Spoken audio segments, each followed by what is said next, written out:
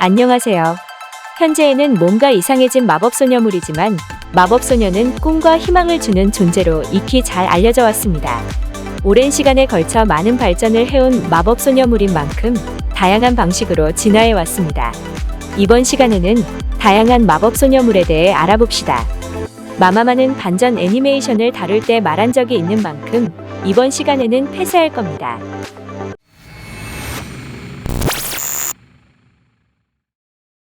뭔가 많이 이상해진 마법소녀물이지만 그럼에도 본래의 마법소녀는 희망과 꿈을 주는 존재였습니다. 그런 모습을 잘 보여주는 마법소녀물은 카드캡처 사쿠라입니다. 한국에서는 카드캡처 체리라 불리는 이 작품은 방영된 지 20년이 넘은 현재까지 꾸준히 인기를 가지고 있는 작품입니다. 덕분에 새로운 에피소드도 방영 20주년인 2018년에 새롭게 방영했을 정도입니다.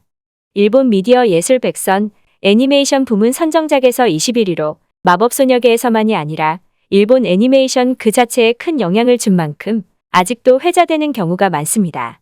작품의 줄거리는 주인공 사쿠라가 실수로 케르베로스를 깨우고 말아 케르베로스로부터 세상에 재앙을 가져온다는 크로우 카드를 회수할 것을 명령받고 마법소녀로 변신해서 마을에서 일어나는 일들을 해결하며 크로우 카드를 회수하는 이야기입니다.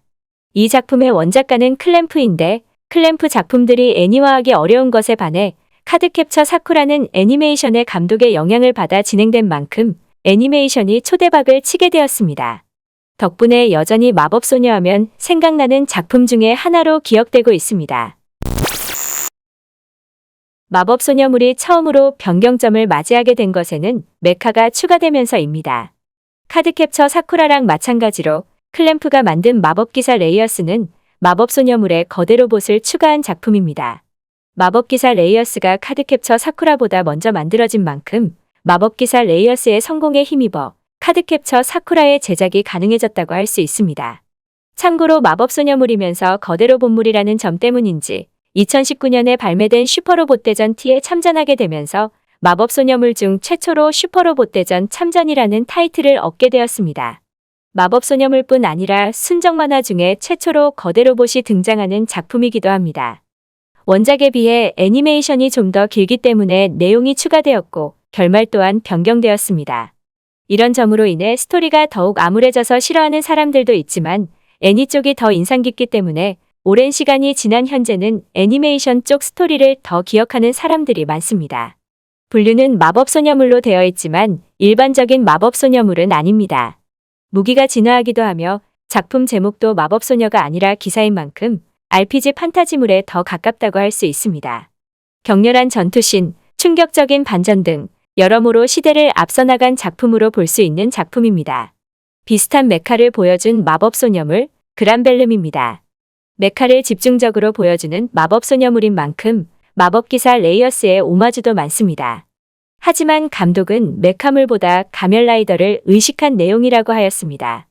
실제로 가면라이더 류우키랑 에그제이드의 영향이 짙게 드러나며 가면라이더 팬들한테도 호평을 받은 작품입니다. 당시 비슷한 시기에 방영된 가면라이더가 최악의 결말을 내서 오히려 그란벨름을 후속작 취급하는 사람들도 있었을 정도입니다. 이와 같이 기존의 마법소녀물과 다른 스토리를 보여준 작품입니다. 줄거리만 봐도 상당히 암울해 보이는 스토리인데 작품이 진행되면 진행될수록 더 암울해집니다.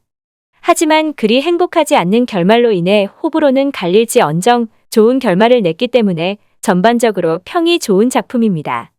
하지만 이와 같은 미소녀물을 좋아하시는 분들에게는 새드 엔딩에 내성이 없는 경우가 많기 때문인지 흥행에는 실패했습니다.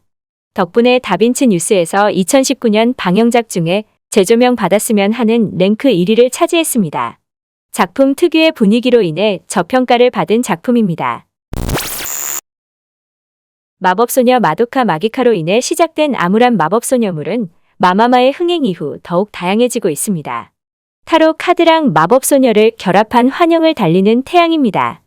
한국에서는 본래 15금이었던 것이 1화 만에 19금으로 올라가면서 나름 흥미로운 시작을 보여주었습니다. 1화에서 촉수로 생각될 장면과 유혈 사태가 나오는 바람에 어쩔 수 없이 애니플러스에서 올렸다고 예상됩니다. 이때 나오는 유혈 사태는 작품 진행되는 내내 자주 나오는 장면입니다. 즉, 이 작품도 착한 그림체에 그렇지 못하는 스토리를 보여주는 작품입니다. 하지만 중반 이후부터 작품이 급전개로 진행되었고 떡밥 회수도 잘하지 않아서 후반부에 들어서는 평가가 좋지 못했습니다. 원래는 이퀄 분량이었다는 이야기도 있었는데 만약 예정대로 이퀄 분량이었으면 더 좋은 평가를 받았을 텐데 아쉽습니다. 하지만 초반에는 나름 흥미로운 설정과 어느 정도 떡밥이 나오기 시작하는 7에서 8화까지는 분위기도 그렇고 재미있기 때문에 결말을 크게 신경 쓰지 않으시면 그 부분까지는 나름 재미있게 볼 수 있습니다.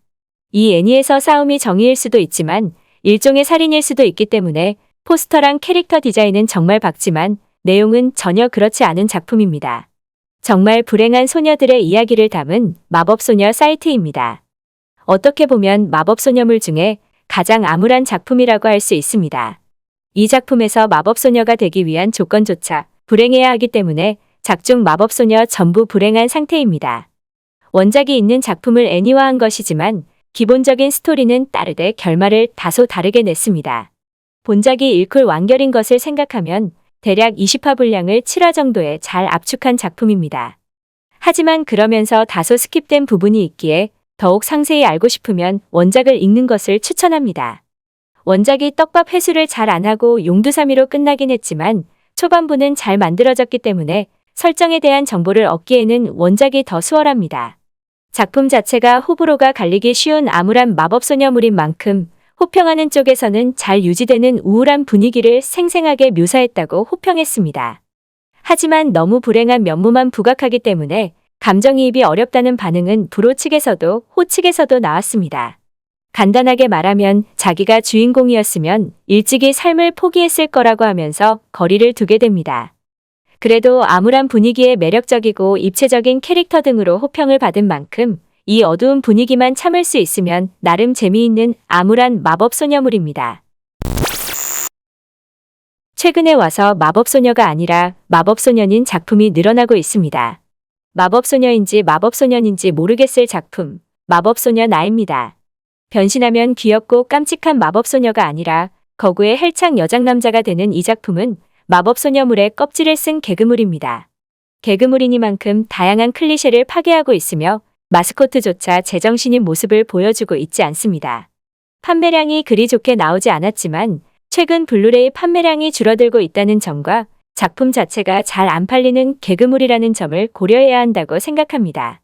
이 작품의 제목인 마법소녀 나에서 나는 보통 여성들이 사용하는 1인칭인 와타시가 아니라 남성이 사용하는 1인칭인 오레를 사용했습니다.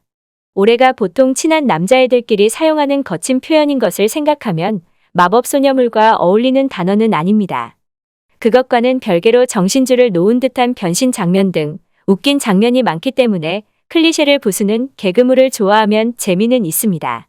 그저 이 작품을 맨정신으로 보기에는 살짝 당황스러운 장면이 많습니다. 어찌되었던 이 작품이 방영한 같은 분기에 마법소녀 사이트랑 또 다른 마법소녀물인 미남고교가 방영한 만큼 평범하지 않는 마법소녀물이 많이 방영한 분기였습니다. 남자가 마법소년으로 변신하는 이것이 좀비입니까입니다. 어떠한 계기로 좀비로 되살아난 주인공이 네크로맨서랑 같이 살면서 마법소녀 대신 마법소녀로서 싸우는 이야기입니다. 근데 마법소녀 복장이 전 마법소녀의 취향을 담은 복장이어서 하늘하늘한 레이스가 붙여진 드레스입니다. 심지어 무기는 그것과는 어울리지 않는 전기톱입니다. 일단 좀비인지라 죽지는 않지만 태양에는 약하다는 특성이 붙어 있습니다. 애니메이션은 총 2기까지 방영이 되었는데 나름 재미있는 러브 코미디 배틀물로 볼 수 있습니다. 주인공이 좀비이기 때문에 죽지는 않지만 다른 의미로 잔인한 장면은 다소 있습니다. 그래도 각 등장인물들이 특이하기 때문에 개성이 강해 보는 재미가 있는 작품입니다. 작품 자체를 마법소녀물로 구분하지 않지만 그럼에도 남자가 마법소녀로 변신해서 싸우기 때문에 어떤 의미로 클리셰 부수기가 될 것입니다. 이 작품이 방영하고 있을 때 어느 웹툰에 비슷하게 남자가 마법소녀가 되는 작품이 있어서 비교된 적이 있습니다. 커피 쪽이 아니라 고3 쪽 웹툰입니다. 당시 나왔을 때도 다양한 의미로 많은 파장을 불러와서 2기까지 제작된 만큼 나름 재미있는 러브 코미디물입니다.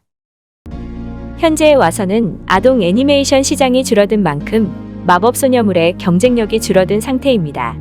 그 때문에 과거에 비해 클리셰를 부수는 마법소녀물들이 늘어나고 있습니다. 누구나 마법소녀물 하나쯤은 보고 자랐을 거라 믿기 때문에 만약 추억에 남아있는 마법소녀물이 있다면 댓글로 남겨주세요. 또한 만약 여러분들이 궁금하신 주제나 장르가 있다면 역시 댓글로 알려주세요. 그럼 새로운 영상으로 찾아뵙겠습니다. 만약 가능하면 구독과 좋아요 부탁합니다. 그럼 시청해주셔서 감사합니다.